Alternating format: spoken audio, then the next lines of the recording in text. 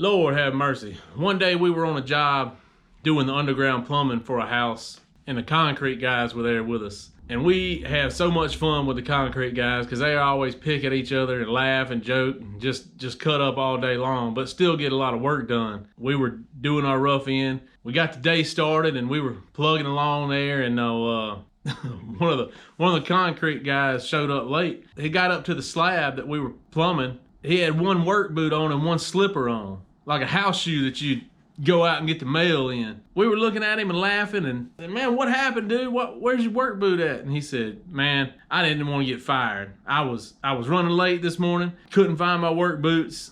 All I could find was one, so it got to where I felt like I was gonna get fired, so I just took off. And this is all I got. But I got one work boot on. I can work." And the boss looked at him and shook his head. And he said, "I'm not fired, am I?" He said, "Nah." He said, "That's the right work boot, isn't it?" He said, "Yeah." He said, "Well, get to work." And man, he dug all day long with that one work boot on. And luckily, it was his right foot. He was right-footed.